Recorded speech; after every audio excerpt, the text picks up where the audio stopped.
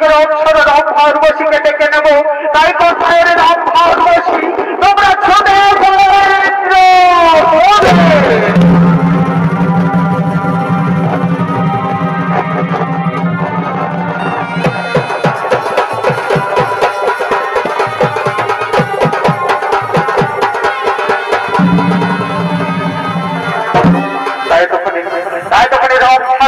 নৃত্য পরিবেশন করে দেখাবে।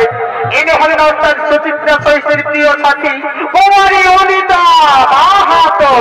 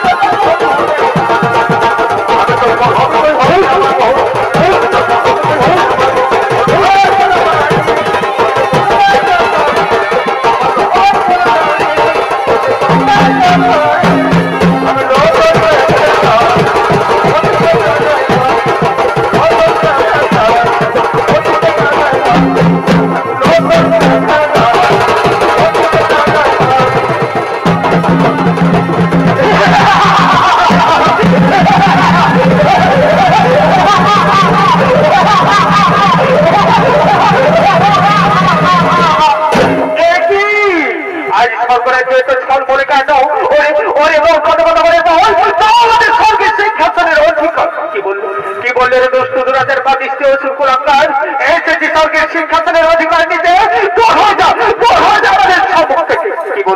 কি বললে মূর্খ দেবতা মনে তো যদি না দেবে স্বর্গের সিংহাসনের অধিকার, তাহলে ছিনিয়ে নেব স্বর্গের সিংহাসনের অধিকার।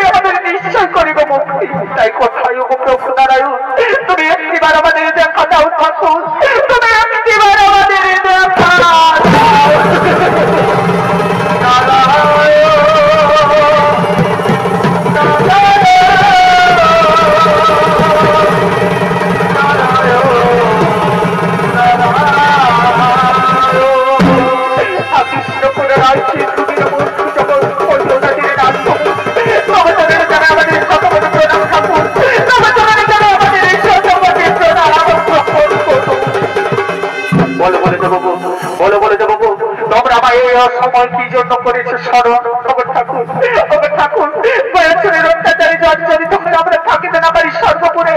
বয়সের আমাদের স্বর্গের সিংহাসন ছিনিয়ে নিয়ে স্বর্গের রমণীদের উপর করেছে জ্বালাতন, করেছে নির্যাতন। এবার আপনি বলুন ঠাকুর, আমরা এখন কি করবো, কোথায় যাবো, কেমন করে সেই বয়সের হাত থেকে পাইব মুক্তি? কি বললেন বাবু, কি বললেন বাবু?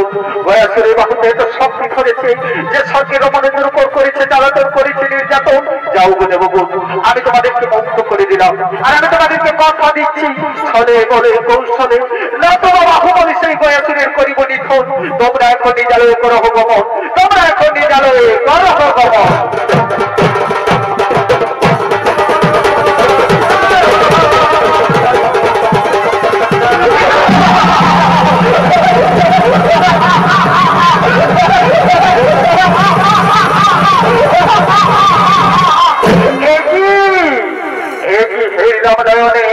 যে ঠাকুর নারায়ণকে আজ আমি সর্বমত মাতাল ত্রিভুবনে তন্মাতন্ত করে খুঁজে বেড়াচ্ছি, সেই নারায়ণ আমার সাথে দিয়েছে দর্শন।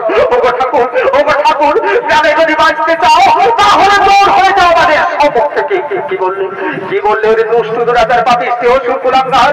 আজ অহংকারে বসে তুই আজ আমাকে চিনতে পারলিস রে বাবা? তুই আজ আমাকে করলি অবজ্ঞ, করলি অপমান। তবে তুই একটা কথা মনে রাখিস, দেখি তোর বাহু তো কত শক্তি ধরেছে। ধর অস্ত্র করো, এখন তোর মন্দ করিব।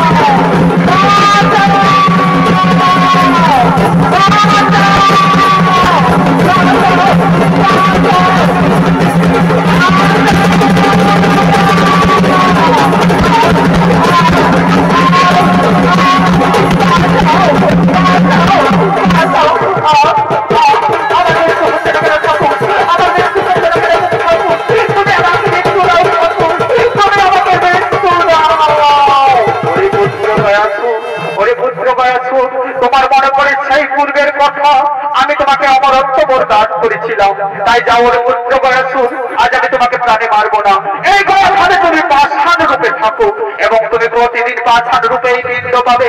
আর যেদিন তুমি পিণ্ড পাবে না, সেদিন আমার জাগ্রত হয়ে এই পৃথিবীকে বিনাশ করবে, এই পৃথিবী বিনাশ করবে, এই পৃথিবী বিনাশ করবে।